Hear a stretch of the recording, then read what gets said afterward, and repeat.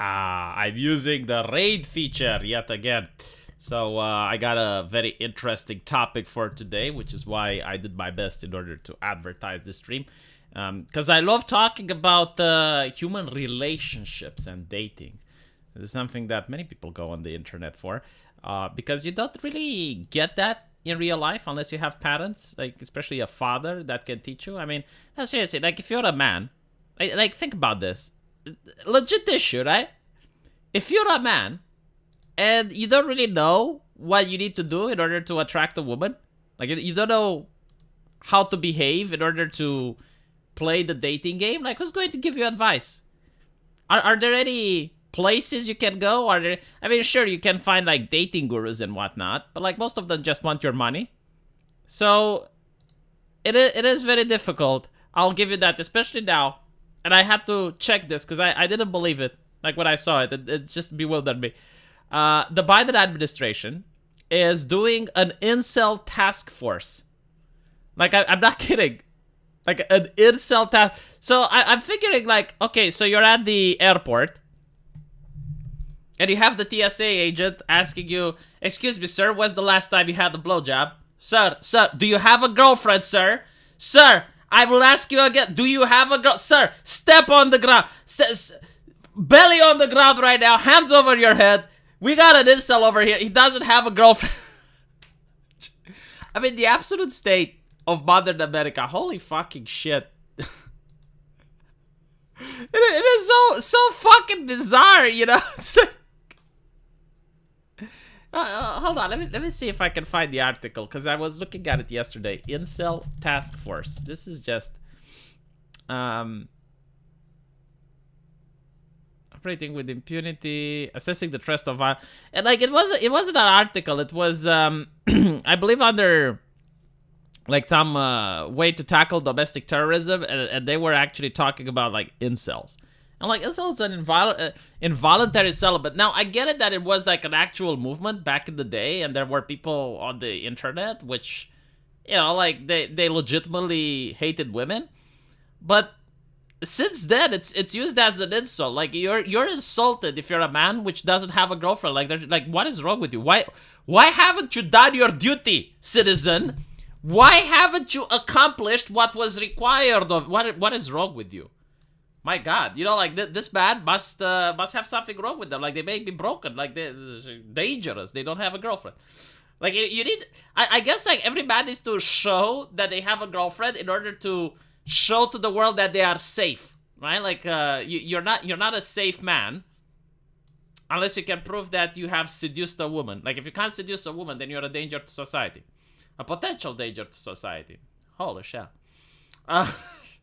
I mean, it's so fucking ridiculous, isn't it? Oh my God, like it's the you know, like I guess it used to be back in the day, if you had sex outside of marriage, it was a problem, right? But now it's like, why don't you have sex outside? Why don't you have a girlfriend? Why did I have to wait for an hour? Because I had other plans, Sock and Pupe. I have to make other videos. I have other duties. I'm sorry if you had to wait. I really apologize, but it is what it is. Oh, yeah, and they also don't know what a woman is. That is good. Well, to be honest, you can also... Okay, right. You just opened my eyes now. See, I was living a misinformation. You don't have to get a girlfriend. You can become gay, right? So if you want to prove to the Biden administration that you are safe, you either get a girlfriend or you get a boyfriend, right? Like you become gay. Gay people are safe as well. So it's just, you know, people who do not have sex. Or you can become a monk. Like you can be a voluntary celibate, I guess, right? Like if you join a monastery and you take the black, you go to the wall like in Game of Thrones, right? Like you take the Night's Watch, then you're fine. Yeah, I was really bigoted in my ways. I didn't see any other options. By the way, another thing which the Biden administration did, like two things that I found out today. They didn't come in the same day, but like apparently trans women have to serve in the military in case of the draft. So if there is a draft, trans women will have to serve, but trans men don't. Like, that's going to be the video for tomorrow. It's a very interesting piece of legislation. I don't know why. Like, it's so weird. Why exactly would he pick these arbitrary characteristics? Which begs the question, right? Like, can I become a trans man? Right? Like, if trans men don't have to serve in the draft and I would be an American citizen and I'm getting drafted, can I become a trans man? Like, I identify as a trans man. Like, why wouldn't that be a thing? Why can't I do that? Huh? Oh my god, you know. Questions, more questions, yes. Very bigoted of them, I do agree. The thing that I do have to ask is, like, is there a draft coming? Like, do they foresee that they're going to need more people to supplement the military force in the future? I mean, because that's very problematic. And interestingly enough, activists are shutting the fuck up. Like, no activists are complaining about it. Like, this is not something concerning for the activists, which is concerning me now. Like, you know, like, you say something on Twitter that remotely disagrees with the activists, immediately, like, 100 of them jump down your throat. But when the U.S. president says something, they know about power, you know? Like, it's almost like he has the one ring. He's dominating the activists with the one ring. He is subjugating the activists. Yes. Why would you hope that Gen Z gets drafted? I hope no one gets drafted. What the fuck is wrong with you?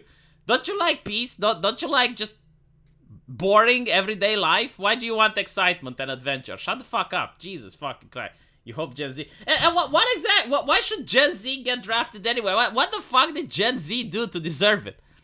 I mean... It's not it's not their fault that they were raised in a problematic culture. Man, like, you know, I always wonder, like, if I was to be raised in modern culture, how would I end up? Because I don't think I would have been the same person if I was born this year. Like, you are the product of your environment as well. So, like, I'm curious if you were born in with this level of propaganda where every cartoon you watch, where every show you watch has the message in it. And I'm really curious, like, what type of person would you end up? Either they stay in the selective service regardless of gender and get to keep their right to vote, or get exempt for mental problems. Checkmate. Oh no, they can't get exempt for mental problems. So this is something very interesting, which I realized when looking at the same year. Both of these things came up. So gender dysphoria is not classified as a mental illness anymore, but video game addiction is. So, video game addiction is now a mental illness, which I'm really curious. Like, can you say that you have a video game addiction in order to get disability funds?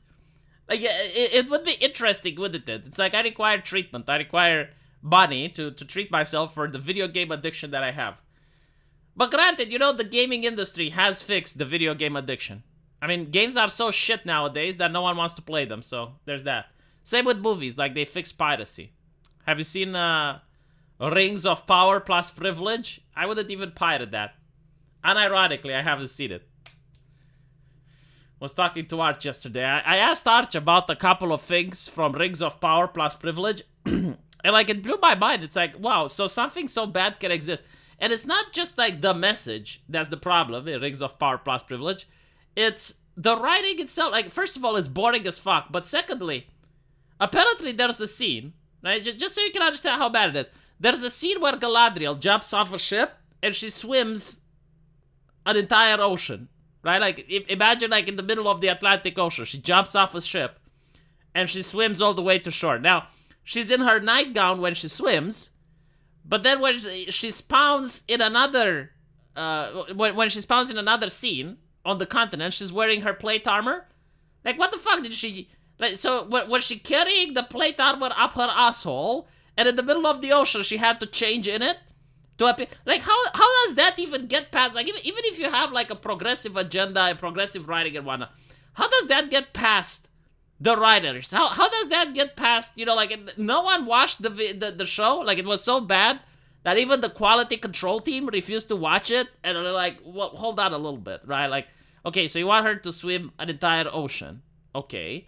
But, like, if she jumps in her nightgown and she swims like that, how can she have an armor when she comes out of the water? Like, how, right? Like, did she have game inventory? Like, did she pause the game like in Skyrim and she clicked and dragged her armor and equipped it?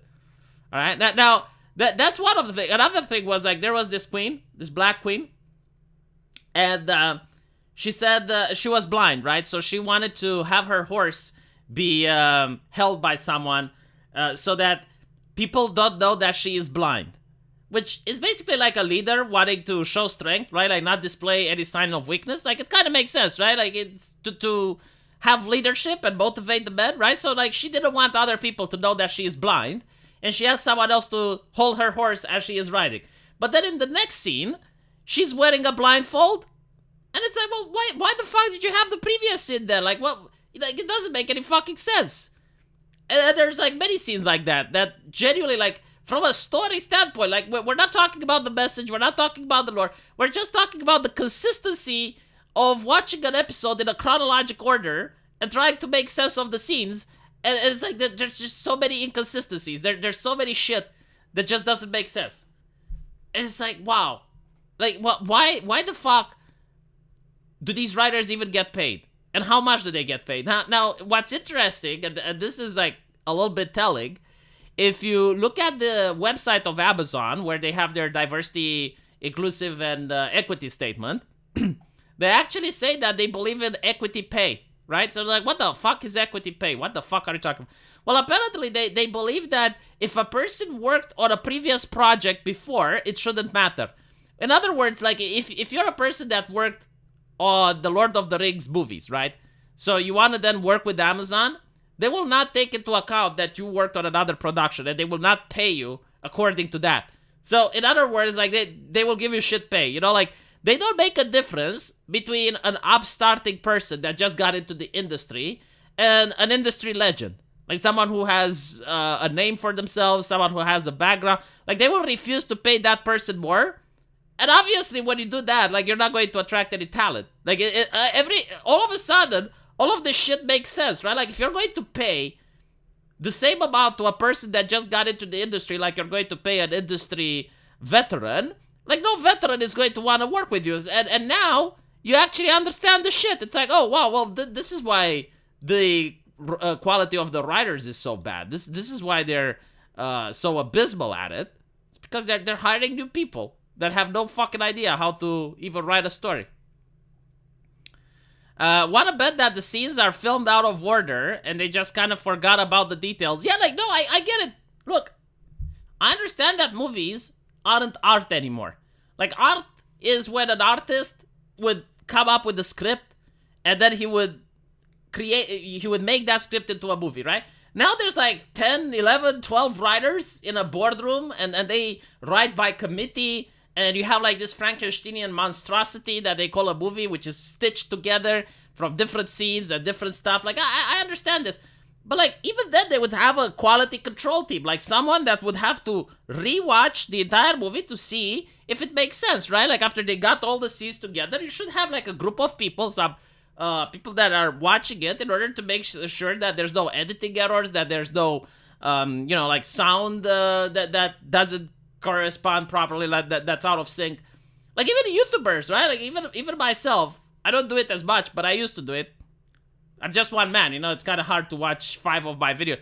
But like, when I was making videos for the first time, like, I would rewatch my video just to see if there's any errors, just to see if there's any like scenes that the sound doesn't correspond with the actual video. But yeah, like, they don't even do that.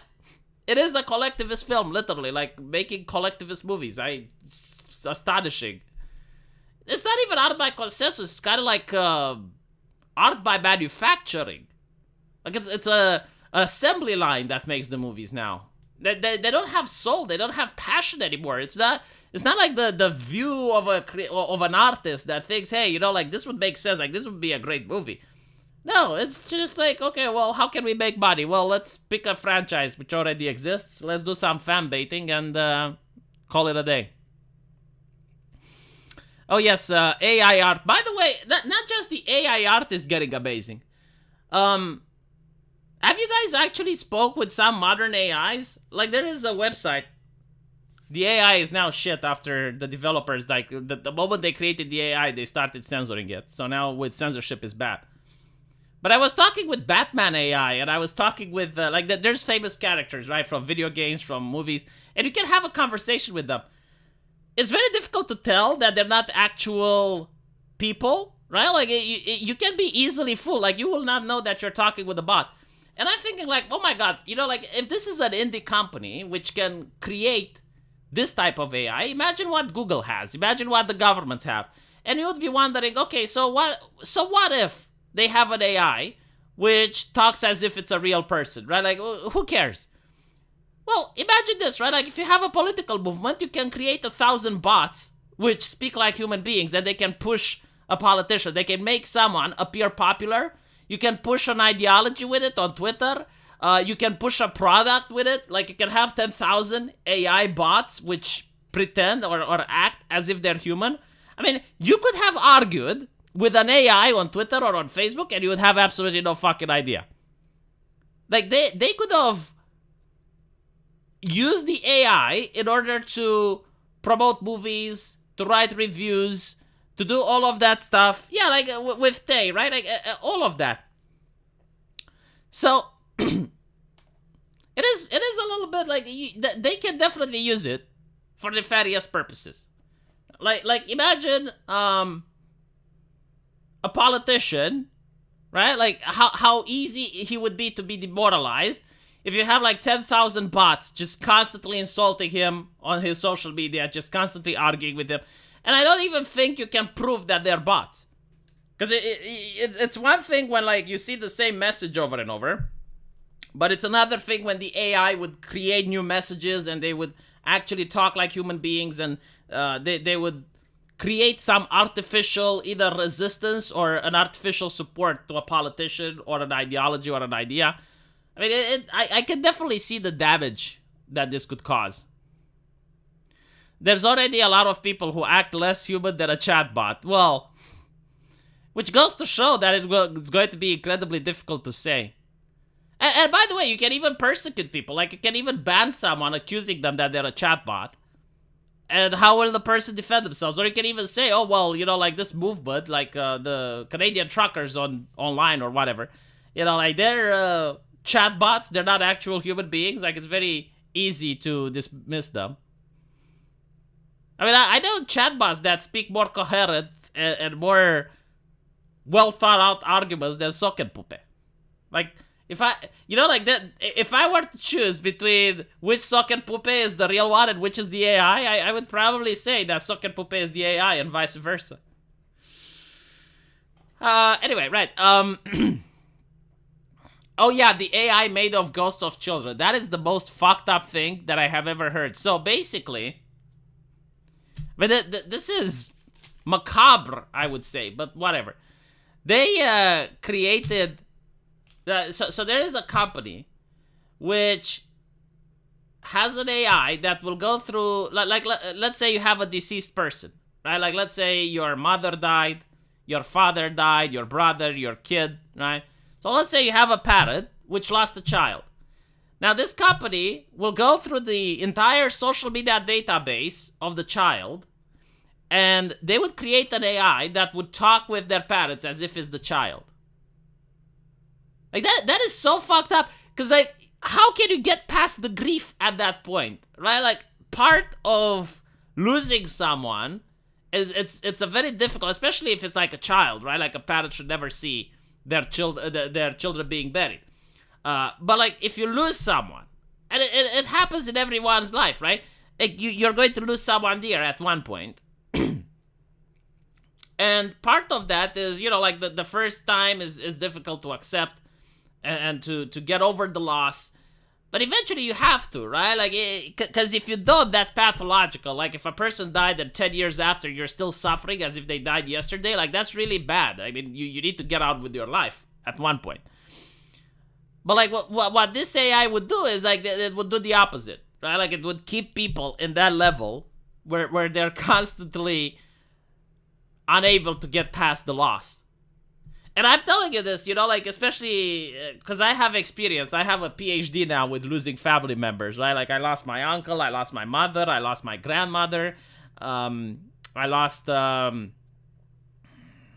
godparents, and all of them, like, happened within a couple of years. Like, it's really difficult, especially the first time it happens, and you have, like, this thing where like you're thinking, oh, like I should call such and such and talk to them about this, and then you realize, oh wait, they're dead, right? So it's very difficult to get over these things. But if you were to have an AI which you constantly talk with and they pretend to be your dead relative, I don't even know how you can get past this. I'm pretty sure that the militaries of the world are researching ways to reproduce deepfake radio communications to create disinformation and confusion on the battlefield. I don't even think it's about the battlefield. I mean, you can just destroy a person's reputation with a deepfake. Like, you can say, oh, look, we found this recording where the person is a racist or whatever. Like, deepfakes are definitely a problem because you can have identity theft with them, but no, I'm not really worried about deepfakes as much as I'm worried about chatbots. Because again, like, you can use chatbots for internet activism, and they can be incredibly effective. More sock and puppet abuse, says Zenith. Well, whenever he gives me an opportunity. How does an AI have access to a child's social media data? How much the data does the AI get to ingest? Well, it's with the the agreement of the parents, right? So the parent pays for the privilege, like the parent pays for the AI. And the parent, if they have access to the child's social media account, then the AI ingests all of the data, like all of the messages, everything that the child spoke. And then it recreates, like it reorganizes that information and pretends to be that person's child.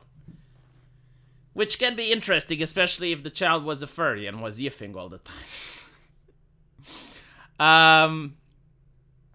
Move the halo light directly behind your head. I think if I do that, you would get a really nasty glare. It would have a very bad glare effect in the camera, so I would rather not. I'll try it after the stream, though. I'll see how the light is if I move it behind my... But it's kind of cool, though. Like, I kind of like it the way it is now. You live to see man-made horrors beyond your comprehension. Yes. I definitely agree. They should quit developing these things. Well, the thing is, like, if they quit developing these things, someone else will. You know, like, at one point, some aspects of technology are inevitable, right? Like, this is, for example, chatbots AI that are not safe for work. I mean, we all know that they're coming. Like, it's going to be... They're coming. It's going to be a matter of time. Like, the current... In the Pipkin Pippa chatbot AI, the people who made that, they said that they don't want to support not safe for work. Well, that's fine. There's going to be someone else that will eventually do it. Right? So, it's just a matter of time until it gets on the market. And you can't stop it. I mean, you know, credit card companies, they're right now trying to stop lewdness, but they just can't, because there is a demand on the market, there is a desire, there is a too strong demand. So if the current generation won't do it, then the next one will surely do it. Yeah, create the waifu AI. And by the way, like, it's you do not understand just how harmful it can be, right? Like, there are people on 4chan which claim that they fell in love with the chatbot AI. Right? Like, it's worse than a sex toy. Because a sex toy, at least you use it, you do the business, and then you move on. But, like, with this, like, imagine falling in love with the chatbot AI. It's kind of the same way. You can fall in love over the internet, which is, like, the dumbest thing. But a lot of teenagers happen to it, right? Like, a lot of simps and a lot of young people. Like, you can talk with a girl that's from another part of the world, like from a different continent or from a different country, and you can fall in love with her without ever seeing her, right? Like, you can fall in love just with the text on the screen, right? So if that happens, well, so can you fall in love with an AI. It's a psychological thing, you know, and it's very depressing. But what can you do? Like, especially vulnerable teenagers and young men are going to be falling victims to this. I mean, you already have men that fall in love with Pokimane and other Twitch streamers, which is, like, just mind-baffling, right? Because it's the magic of the internet. Like, you're watching her stream, and it feels as if she's talking to you, or she's, you know, in your room and speaking with you. But, like, In reality, Pokimane is a multi-billionaire. She most likely has a boyfriend in real life, and if she doesn't, there's probably 100,000 boys that are willing to line up so she can choose one of them. The concept that this is what really mindfucks me. Okay, like this is the magic of the internet. If you take a famous actress like I don't know, what is the name of that chick which played in which played in the Hunger Games, right? So the actress that played the chick in the Hunger Games, she's very beautiful. I mean, she is very desirable, but I don't think how many men, teenage boys or grown adults, think that they would have a chance with her.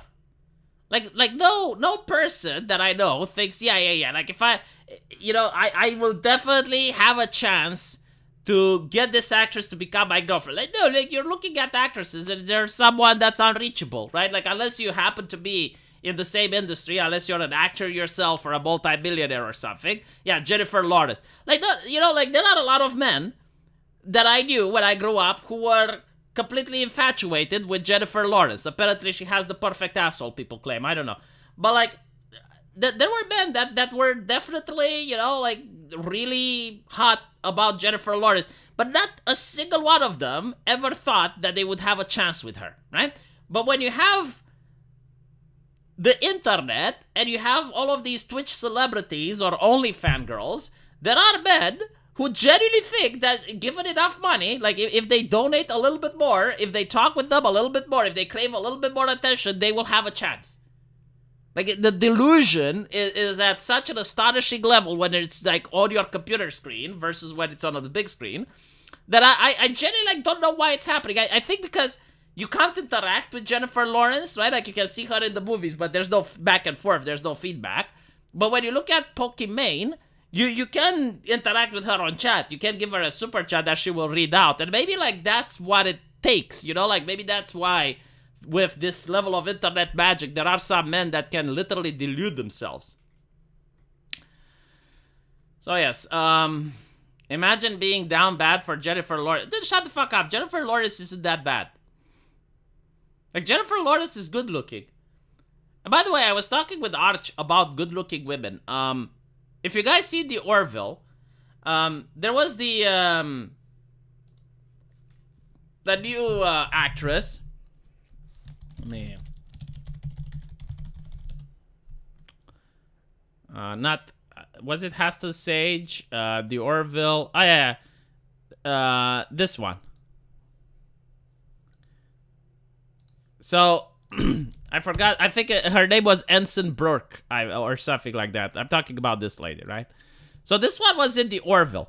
And if you look at the Orville, the TV show, almost all the women in the Orville are like the ugliest woman in the Orville. Like the ugliest actress in the Orville is average.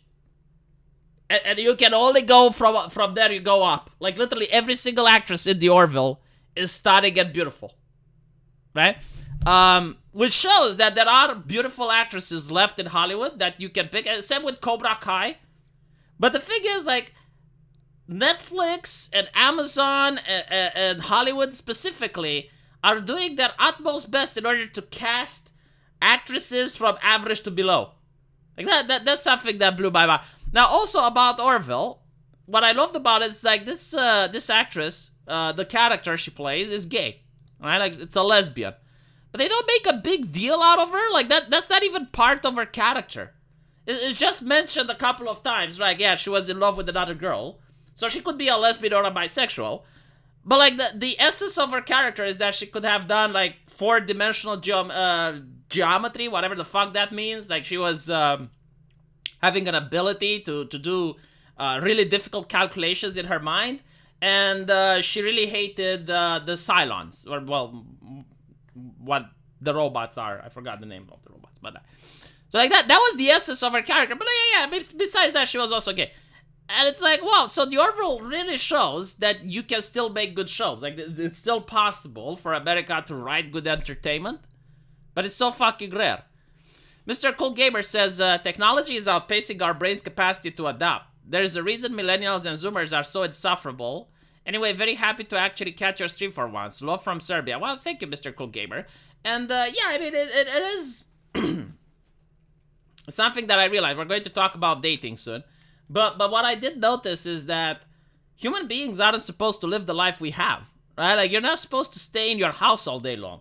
Like, before this, people would go out and they would make friends, right? Like, you would have gatherings at the pub. You would have gatherings, like social circles. Like, people would join and play canasta or something. I remember my parents, when I was growing up, you know, like, they would go to work, they would interact with people at work, and when they got home, at least every Friday and Saturday, they would even have, like, some friends coming over, or they would go to some friend's house. Like, that's how people needed interaction. Like, you couldn't just isolate yourself in your house. You had to go out and meet other people, which is something we don't do anymore because we have computers. So you go on Discord, you go on Skype, you can phone someone, and... I mean, actually, we don't even use phones that much, right? Like, you just call people on Discord. Have you considered using Streamlabs? You get all the donations besides the PayPal fee. Oh, yeah, well, the PayPal fee. I did use Streamlabs, but I didn't like the notifications of it. Like, I felt it was interrupting the actual stream. You don't fancy Galadriel? I kid. Come back to UK. If I can something, $2 super chat, V will notice me. But I already noticed you, Brezi. I will show you something about Galadriel. Alright, like, let me just... God. So, there are some people that, despite all the evidence that Rings of Power Plus privilege is absolute shit, they still defend it. Like, some of the defense is unbelievably cringe. So, like, please do not message this person. I don't know who they are. They look like a discount Jack Murphy. You know what? I think I can actually... Hold on. Yeah, I could... I could show you this, right? So do not contact them. I don't know who they are, but like this is like such a cringe take. Look at this, right? So Chad Tyndale, like his name is Chad.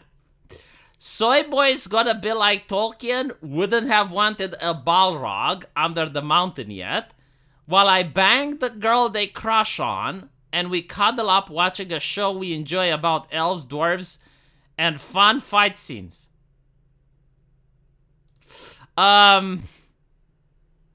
The reason that I find this hilarious is that when I grew up, if you were passionate about comic books, video games, or anything geek related, you are radioactive to pussy. Like, most women would tell you, grow the fuck up. Like, when are you going to grow up? You know, only kids read comic books. Why don't you grow up? Only kids play video games. You know, what is this? You play Dungeons and Dragons. What is that? Like, it's make-believe? Like, this is what women would tell. This is what my parents would tell me. It was like playing video games and stuff. It was like incredibly and now this guy is trying to say, no, like, I watch Lord of the Rings, which means I get to bang your crush. It's like, what the fuck are you saying? But secondly, there comes an age, especially when you have a beard, right? Like, when you grow a beard, there comes an age where if you brag about having sex, it's cringe. Because usually that's a teenage thing, right? Like, teenagers, they brag about having sex. Because, like, all of your ancestors, literally every single one, since the birth of mankind, and even before that, they had sex. Like, it's, you know, like, when you start having a beard, and you want to brag about something, like, you should brag about how you raised your kid and put him to college. You know, you should brag about, yeah, I'm a really good father. Like, my kid... yeah, he's a straight A student. That's how you brag when you're over the age of 35, if you want to brag, right? Like, that's the new street cred. It's like, I had sex. Well, congratulations, you know, that's normal. Like, it's, you know, like, I understand, like, not having sex before the age of 30, right? But like after you're 35, this like, that's not even a fucking accomplishment. This is like, okay. That's like saying, yeah, I took a shit the other day. It's like, well, congratulations. And like, oh, there is an exception to this, alright? There is an exception. If you had sex with a celebrity.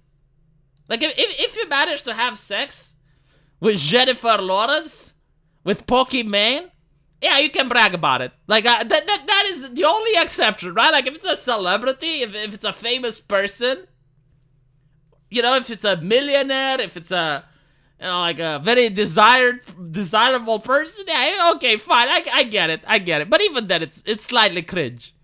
It's like it's not really cringe, but it's still you downplay the cringe a little bit because it's like, well, like they had sex with a celebrity. I mean, women would do it too. I think that the woman would be like, yeah, I had sex with Messi. I had sex with Ronaldinho. Like, okay, well, I mean that is, yeah, all right, fine.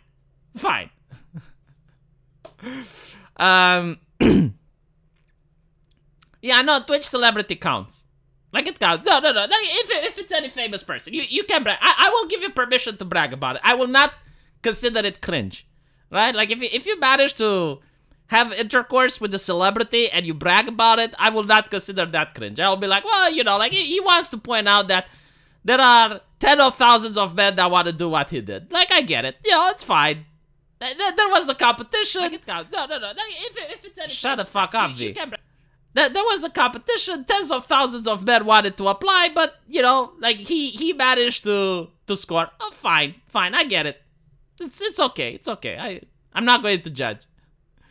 No, she doesn't have to be attractive. Like, she has to be desired by tens of thousands of people, right? So, like, you got something that 10 of other thousands of people couldn't get. And I'm like, okay,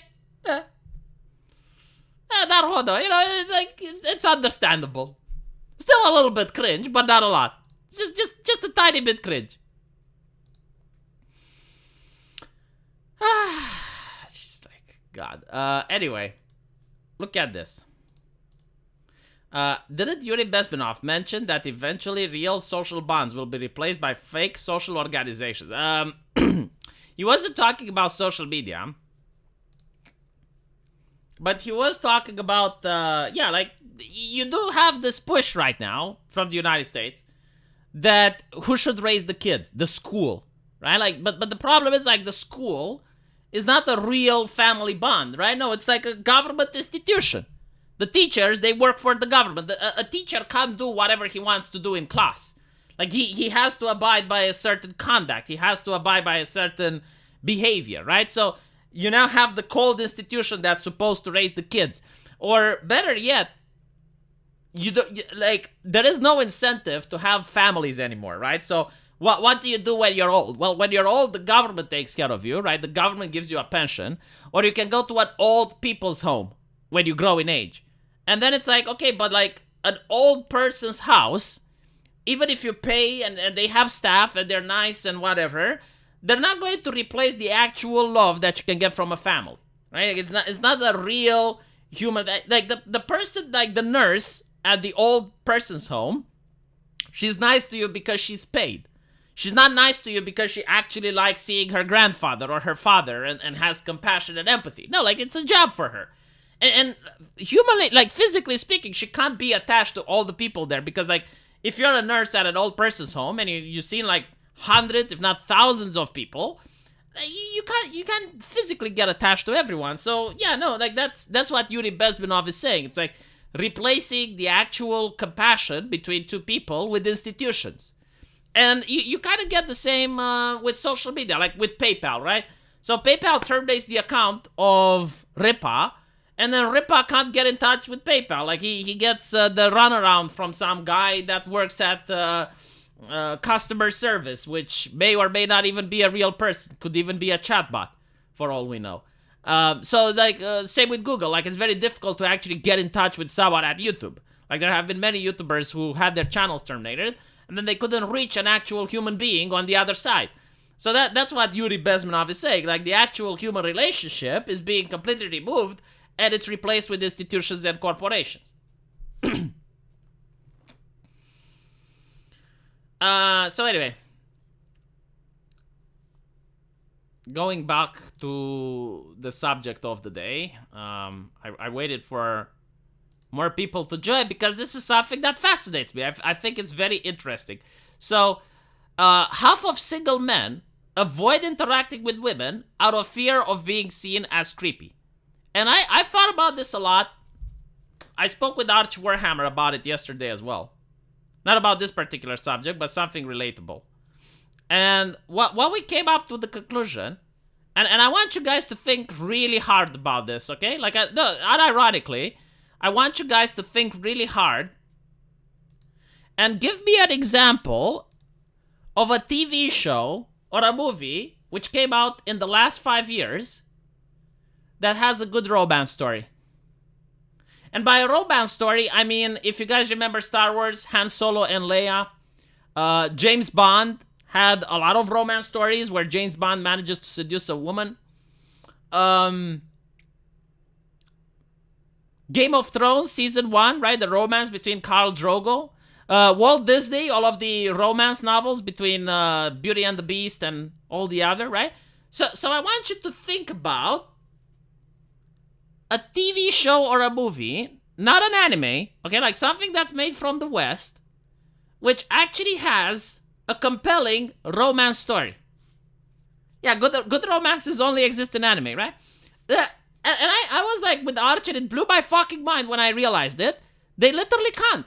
I mean, they're trying to make romances. So, for example, if you look at Tila and He-Man, the Masters of the Universe, right? Like, they're supposed to have a romance, but when you look at it, it's so fucking contrived. Same with Invincible, right? Like, you have these men, which are completely perfect, right? So in Invincible or in He-Man, they're superheroes, they're incredibly brave, willing to sacrifice and put their life on the line for others, highly intelligent, peak athletic performance, very rich, right? Like, I mean, He-Man is the Prince of Edenia, right? Like, incredibly desirable men, and they are paired with some of the most average-looking women, right? Like Tila, if you remove the makeup and whatnot, she looks like a muscular man.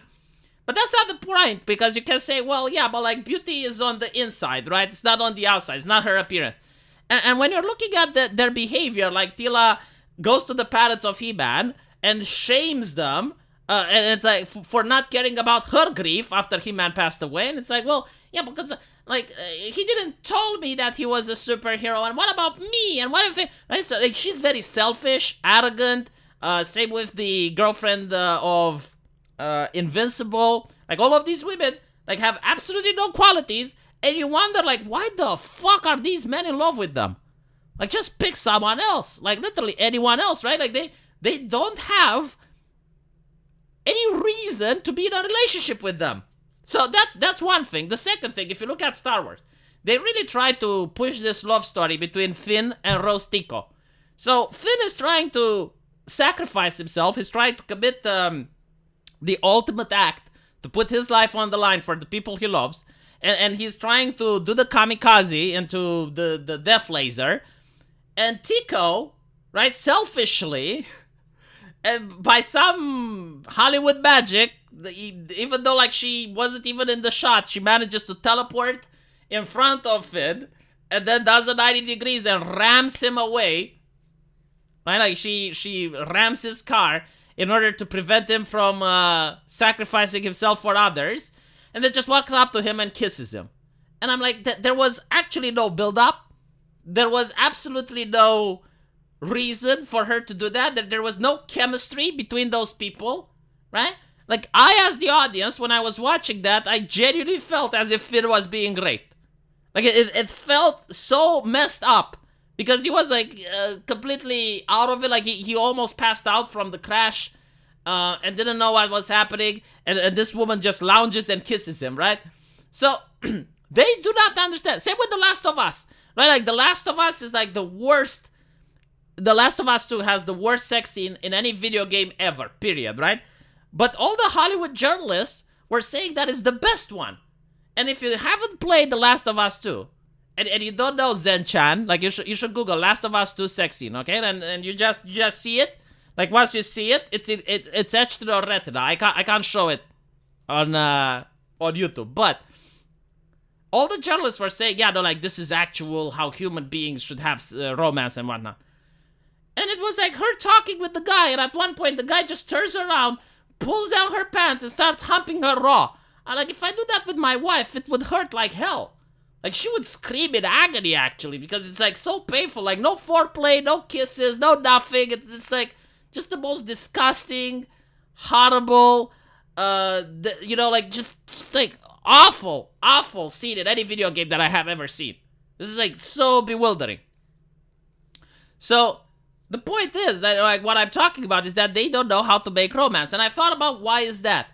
And the reason is because actual romance, like if you want to write a romance story, which anime still does, or you look at a Disney movie, it requires gender roles. Like it requires that women play a role and men play a different role. And what they consider romance is misogyny. Like, for example, the very popular and romantic song, Baby It's Cold Outside, they consider that to be a rape song now. Like, there's articles written how Baby It's Cold Outside is actually a rape song. If you look at James Bond, right? So they consider that the way James Bond flirts with other women is toxic masculinity. It's him objectifying women. It's horrible, right? So they take this aspect of the human experience, which is the art of courtship and flirting, and they consider it as something vile, disgusting, and something that needs to be get away with. Right? And instead, they're trying to find something else that political correctness would allow, but unfortunately, it just doesn't seem to happen. It just doesn't exist. I tried really hard to think of any modern TV show that has romance in it, and the only thing that I could come up with was Cobra Kai and Orville. And that's it.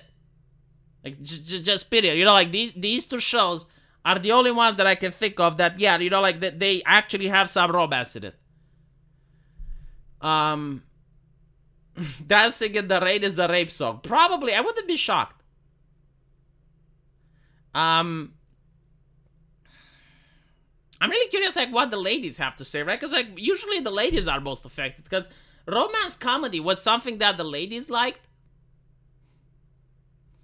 But anyway, right, so, Doctor Who?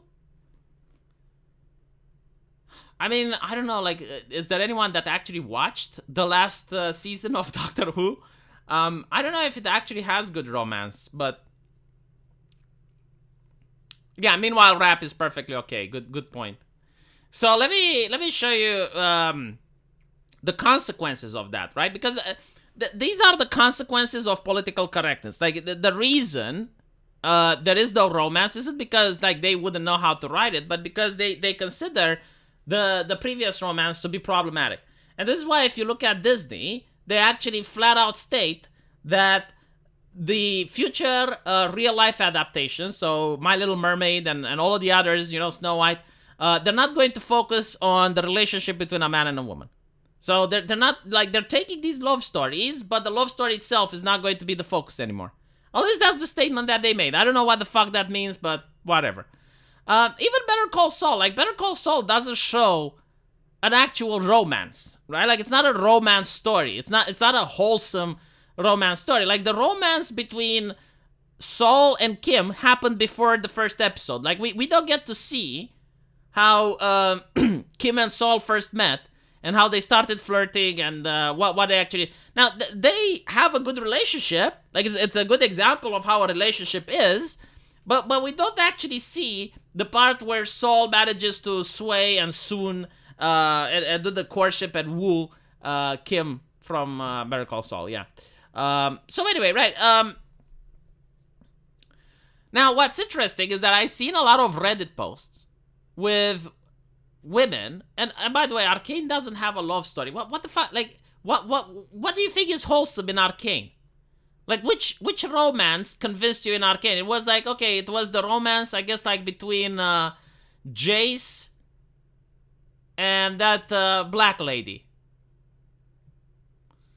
I mean, look, at this point, the bar is so fucking low. Yeah, okay, yeah, that was kind of a convincing relationship. I agree. Yeah, it was barely serviceable. Like, if you want to call that a wholesome relationship, right? Like, we're comparing this with what, like Beauty and the Beast, or what other stories do we have from Disney? We got Beauty and the Beast, and we got not Rapunzel, Tangled. What is the one with the Russian princess? Anastasia, Princess and the Frog. Okay, like, these are examples of, like, proper romances, like proper relationships. This is what we're talking about. Wall-E. Yeah, Wall-E is a very excellent one where you don't even have any words being spoken. Like that's what I'm talking about. Not like, oh well, yeah, arcade, yeah, like they had two people and they actually flirted a little bit. Okay, yeah, sure. That is, but I give you that. I give you arcane. Okay, that is like where the bar is now. That is how low the bar is.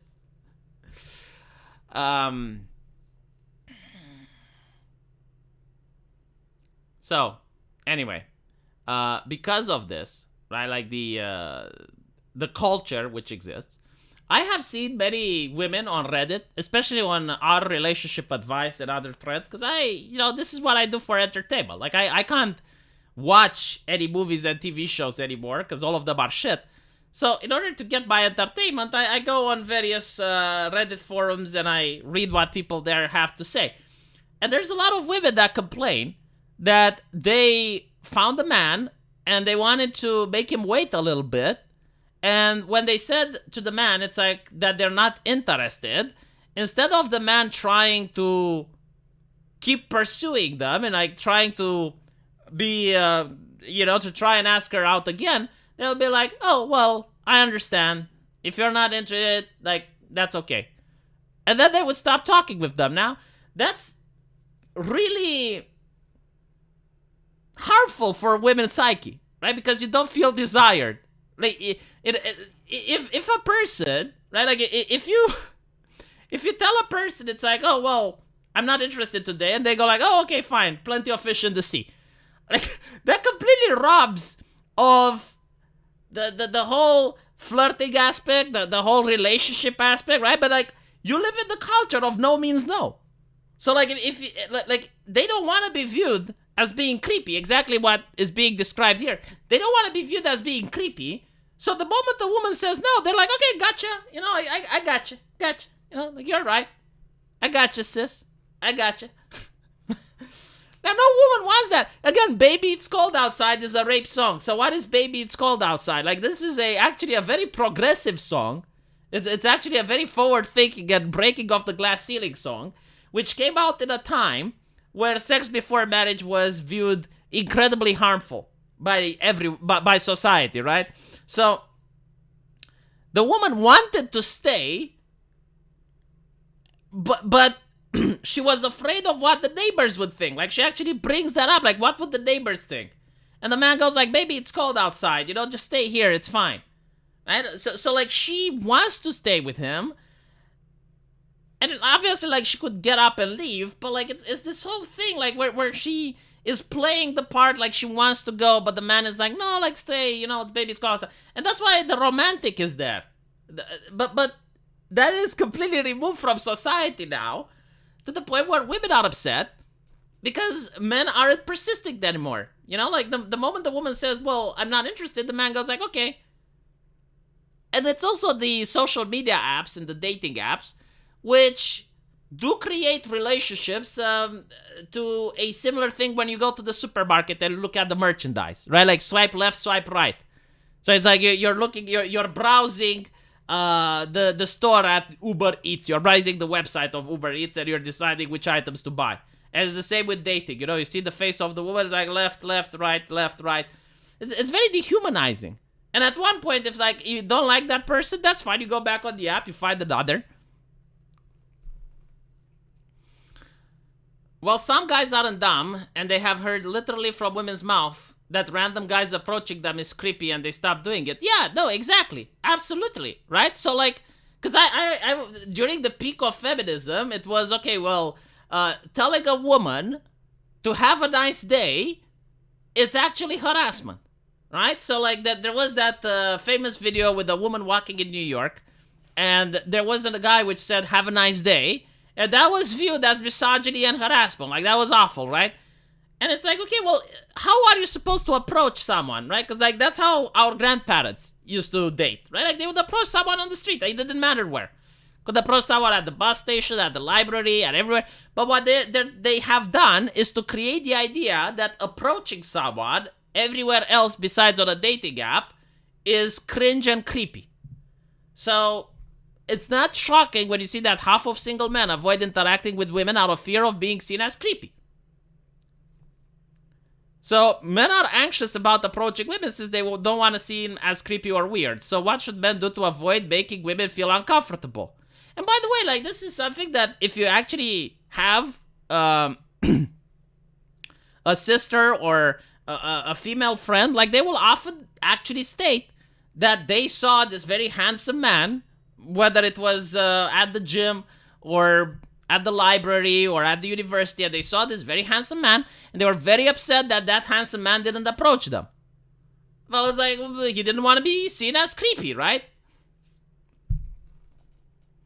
Yeah, they had clips that even holding the door open for a woman was bad. Like, Gillette. Fucking Gillette. Like, they had that commercial. Like, hold on. Like, this is actually something that I can show you, so...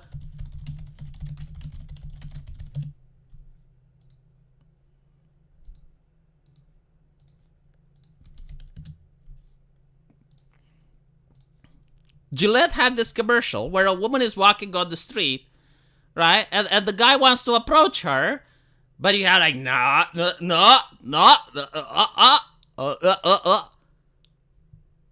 I mean,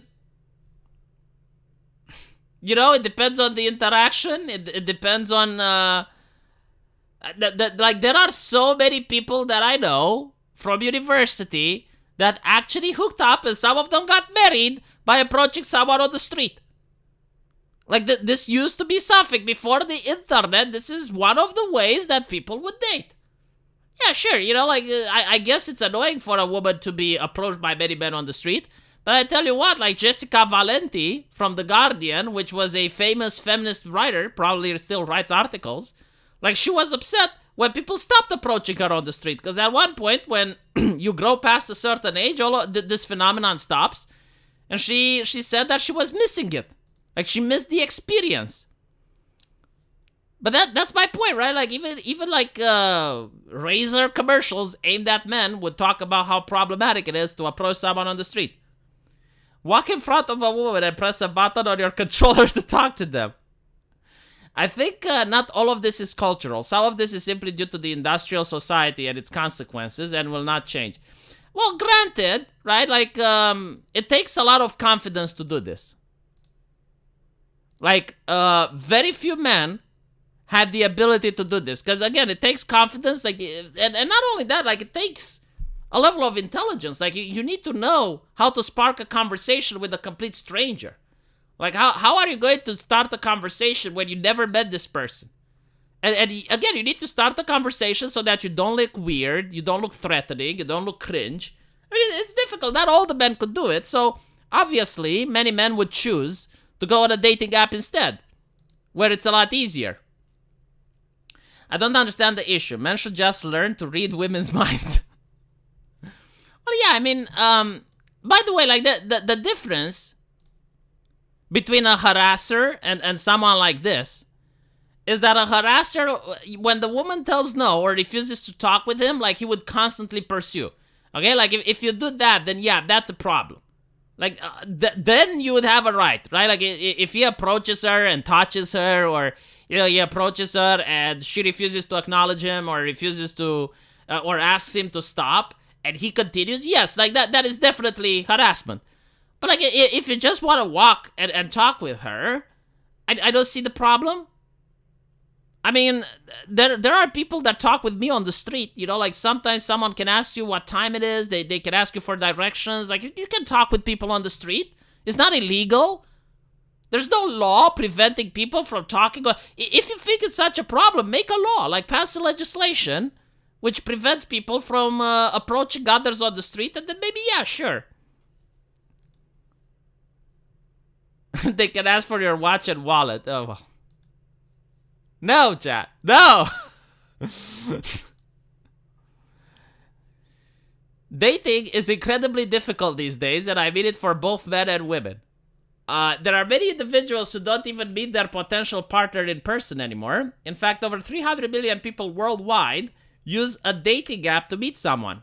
Yet how can we blame anyone for downloading Hinge or Bumble when no one ever wants to interact with strangers anymore? And even though I'm a woman, I can definitely admit how difficult dating is for men. Oh, wow, she's one of the rare ones, I guess. Women want to be approached, But if they don't like you, some of them will automatically think you're creepy.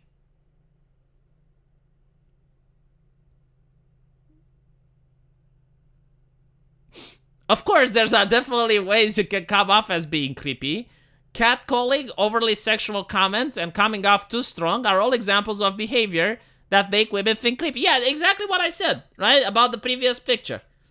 Right? Like if you come off too strong or you make sexual harassment. No, but like if you actually walk to a woman on the street and you say hello, that shouldn't be considered sexual harassment, right? Like in the example of the woman walking in New York, if someone says have a nice day, right? Now, if the woman, so let's go back to this.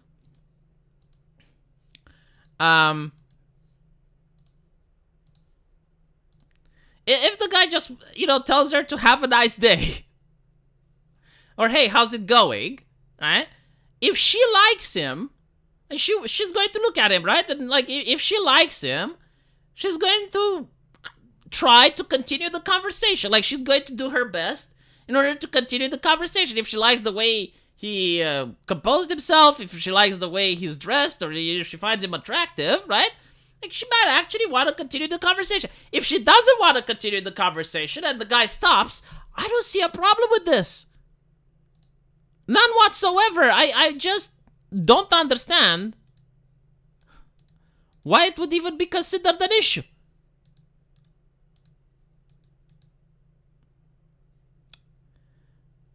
The mind reading, yes. Women are not a collective. Some do or some don't. Look, man, I don't like it when a person asks me stuff on the street either, but like I wouldn't pass a law to ban people from asking me stuff on the street. You know what I hate? You know what I hate the most, actually? It's when people give you in real life spam. Did you guys notice that? Like you go into a mall and there's usually a pretty woman that gives you a flyer. I so fucking hate that. Because I have to refuse her and then I have to throw that away if I accept it. But I wouldn't want to pass a legislation just because I find it an inconvenience to have people giving me spam. And it's every single time I go to the mall, like we have these people. Or there is a place in in Romania's capital where it's called the Old Town in Bucharest. And you have like all these restaurants that are very closely placed together. And in front of every restaurant, there's a pretty woman that tries to harass you. So when you walk that street, it's like walking a fucking gauntlet. And every woman just comes up to you. It's like, hey, do you want to see our menu? Do you want a table? Blah, blah, blah. And it's like, leave me the fuck alone. Like, I'm not interested. I don't want to sit at your fucking table. If I want to, I'll come to you. Right? But they have like these people hired, which are trying to persuade you to go to their table. Which is fine, right? Like, it's annoying for me. I find it a hassle. But I wouldn't want to criminalize that act. I don't think like stores should be banned from hiring these individuals, like these promoters, in order to try and attract customers. Of course I say no. Still makes me feel bad because like I think, oh well, it's a job for them. And no man wants to start a close relationship with a lady before coming on to her because you'll end up in the friend zone. For real, I hate these people. Imagine that being your job. Well, yeah, that's why I feel bad because I know at the end of the day it's their job. So anyway, of course, there are definitely ways you can come off as being creepy. Catcalling or being excessively strong are all examples of behavior that scare women away. But what happens when women have expressed their disgust for men so much that other guys have become scared to approach the women that they're interested in? How to not come off as creepy. A psychologist, oh holy shit, they got a psychologist with it, interviewed Austin-based dating coach. According to Anderson, weren't dating coaches like something that feminists hated? Like, what was it, like a dating coach, a misogynist profession? Like teaching men how to date was horrible? Because men should go to feminists to learn how to date. Which was always funny. Like, I remember back in 2016 at the height of feminism, right? Like, feminists were giving advice for men how to behave, like call out sex jokes whenever you hear them. Lecture other people about how big of a feminist you are. Carry feminist voices. Like, basically being a party pooper. Like, imagine being at a party, like at a university party and everyone is having fun. and a person makes a joke, and then some random soy face butts in, and it's like, hey, you can't say that because that's inappropriate. And, you know, like, you had these people writing on social media saying, it's like, okay, so I'm doing everything, like, I require, but the red hair feminist, she's dating the Chad right-wing motorcycle guy. It's like, well, no shit. But, and they would say, well, just because you're a feminist doesn't mean you deserve sex. And it's like, well, no, but, like, they're trying to find companionship. It's not about sex. Like, you know, you were targeting men who had no idea how to impress a lady, and you are trying to give them relationship advice, and then they notice that that advice doesn't bring them relationships. Of course, they are a little bit salty. But with that out of the way, yeah, like actual men that would give women dating advice, and I'm not saying that all dating coaches are the same, but like the feminists would consider them to be like the height of misogyny. So what does that mean? What behaviors are considered off-putting? So Travers has determined that a survey among 2,000 American women between the age of 18 and 40, as well as 1,000 men from the same age group, and he found the following. About 82% of women said that they experienced creepy behaviors from men. Well, I mean, no fucking shit, you know, like, men also experience creepy behavior from women. I mean, it's, well, you probably interact in your life, like, especially if you're the age of 40, right? I mean, you must have interacted with tens of thousands of people in your life by the time you reach 40. I mean, just imagine how many people you spoke with. Of course, some of them are going to be creepy. Some of them are going to be charitable. Some of them are going to be greedy. Some of them are going to be an asshole. Right? Yeah, well, 82% has experienced creepy behaviors from men. Well, yeah, but like, is it constant? Is it regular? 44% of men said that their fear of being seen as creepy has reduced their likelihood of interacting with women, and that number has increased to 53% in single men. Holy fucking shit. Well, you know what? I guess this is a type of natural selection. Like, if you are that weak of a man that society and culture has convinced you to give up dating, then maybe you shouldn't. Maybe you should, you know, like maybe some other man that is going to fight the culture and is going to see through the cultural bullshit, and he's going to realize that, you know what, if I act like Han Solo or if I act like James Bond, I'm more likely to seduce a woman than if I act like, I don't know, some guy from the Big Bang Theory. Like Leonard from the Big Bang Theory or some guy from Friends, right? Like, if I act like that, I'm probably not going to get anyone. But if I act like Christian Grey, oh, then maybe doors will open. So, here are the behaviors that men should avoid to not come up as creepy. Staring. Well, yeah, staring is bad because, like, if you see something you like, you either go for it, but if you keep staring, it means you don't have confidence. Right? So if you need to muster the confidence to just go talk with a person, then that's is going to make her to be not interested. Unwanted contact on social media, inappropriate comments, controlling behaviors, won't accept no, unwanted physical contact, pressure for sex, clinginess, and physical stalking. Yeah, like some of them are definitely problematic. But like the thing with won't accept no, like I have also seen the reverse, where women said no, and the man went like, okay. And then they were upset. Like, they were posting on social media how, oh my god, where is the romance? Both men and women should be conscientious of how they approach each other. How many times do women actually do the approaching, though? Like, I would love to see a percentage in this. Let's address the issue. Lots of men see that women as a whole as toxic or cruel, and that's simply not true. This kind of generalization actually hurts both groups. Well, yeah, but then there are women who also think that all men are misogynists. Even worse, like there are women who think that all men are rapists. Like, I would like to remind people that the hashtag #YesAllMen existed for a reason. Sure, some women can be unnecessarily harsh towards men. Some of them are eager to assume guys are being creepy even if they're genuinely being nice. Narcissism is rising in America. Oh, wow. I'm curious as to why. And people are becoming less empathetic, leading to a larger population of meaner women and men. Still, that doesn't mean there's a shortage of women who want to be pursued. However, men also need to understand why women see guys as creepy. Growing up, we had to remain alert and vigilant of our surroundings due to years of being catcalled, assaulted, harassed, and hurt by men. Yeah, but like, I get that gender roles aren't equal, right? And things that affect men don't affect women and vice versa. But there are so many men who, for example, married a woman and then she filed a divorce, a no-fault divorce, mind you, and took away half his stuff and the children.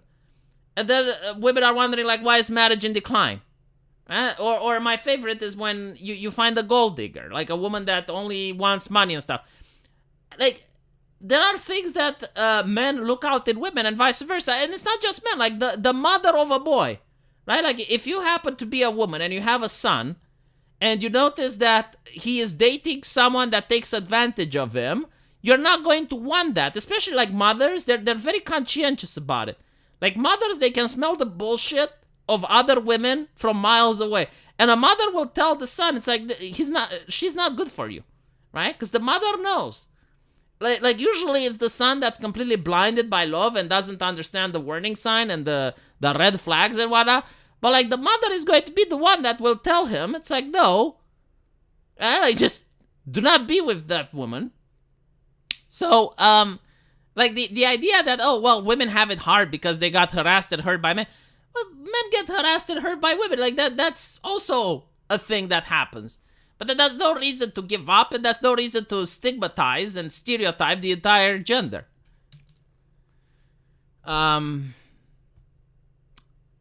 There are women who are walking around with their trauma, and their initial gut reaction may cause them to see most men as automatic red flag. I understand how incredibly hard this makes the dating for both gender. Well, I think like there's no social pressure for women that see all men as being evil. Like if you're a man and you see all women as being evil, you're not just like under social pressure because other women won't be interested in you, but you're also under social pressure because you might get fired, right? You might lose your social media account. Like being a misogynist is not just going to affect your love life, it's going to affect your professional career as well. Meanwhile, if a woman just literally hates all men, like nothing will happen to her. So there's different societal pressures at work here, which is why you won't see that many men that are walking around with the trauma, as they say. I understand how incredibly hard this makes dating for both genders, but because both adult men and women are essentially carrying hurt from their past relationship. See, I like this writer. Who the fuck wrote this? Nicole Dominique gets what's up. Like, Nicole Dominique is based as fuck. Like, she genuinely understands. She calls it in the article. She actually says that both men and women are essentially carrying hurt from past relationships. This is so fucking true, Nicole. It's important that both groups remain conscientious of how to approach each other. Men should approach women in the proper place and time with respect and confidence, since some of them are more than willing to listen. Well, yeah, Nicole, but the problem is, like, it's a very subjective thing to approach women at the right place. It's like when someone asks you, like when you're a teenager and you're at high school and people around you are having their first relationship, and they ask you, like, when should you kiss a woman? You can't answer that, you know? Like, it's, like, it depends, right? Like, it's something subjective. Like, you have to feel it. You can't just, give a correct response. And it's like, well, at 10:45 and 20 seconds, you should kiss her. But not a second too late, because otherwise you're going to blow it. Likewise, women shouldn't be too quick to judge a man's character. Single women may need to lower their standards a bit. Oh, get the fuck out. Especially if they're being unrealistic. I actually know how to objectively tell a woman if she's being unrealistic or not, right? Because usually, if you listen to what women want, it's something like less than 0.5% of the male population. Like, they want the 6 feet tall guy that earns $100,000 per year, who's educated, hopefully went to Harvard, good looking, right? And when you add all of those up, you're actually going like, okay, so you want someone within the 0.5% of the male community, and that's world, that's at state level. Like, we're not even talking about your country or your... So, The way you can tell women to lower their expectations is like you ask them, okay, but does your father meet the criteria? Like, is your father 6 foot tall? Is your father bringing home $100,000 a year? Is your father charismatic? And did he went to Harvard? And if the answer is no, then the next follow-up question could be, well, why can't you be more humble like your mom was? Why can't you, like, I'm not saying you should lower your expectations, but why can't you be at least as humble as your mother? Like, if your mother, like, had more realistic expectations, why can't you?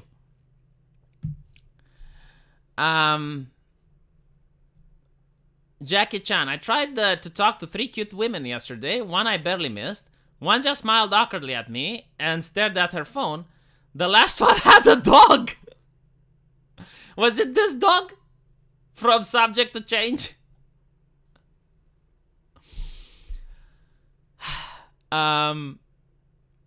They act like they deserve better than their father. I don't know. I mean, it is what it is. I guess, like, in Romania, most girls that I know love their father. Like, that's actually a thing in Romania. Most guys love their mother and women love their father. It's an interesting observation. But I guess, like, if you talk about first world countries where divorces are skyrocketing, yeah. Now let's talk about meeting people online. Social media has enabled men and women to meet online without having to fear rejection in person. At the same time, young people are actually leaving dating apps, so there's the possibility that people will go back to more human ways of finding a partner. With this being said, men must approach women by being more gentle, not being inappropriately pushy or persistent. If you're a guy and you get rejected, remember that it doesn't define you as a person. As for making a good dating profile, make sure you're selecting a good photo of yourself and a specific bio that shows your niche interest. You know what's interesting? And this is my observation, is that women do not know how to handle rejection very well, because when you're a man, you handle rejection all the fucking time, right? Like, since high school all the way until you finally get married, you're going to constantly find rejection. But if a woman, like, comes up and you're rejecting her, like, she's going to be quite vindictive about it. That's my personal observation. Okay, my lived experience. I'm curious, like, if you guys experience the same. And if I'm wrong, feel free to call me out in the comment section. Let me know what you guys think, though. And I will see you in the comment section. And now I'm going to make a video about Scooby-Doo on my Lack of Entertainment channel. Thank you all for watching. And next time, maybe I'll put the light behind me to see the difference in ambiance.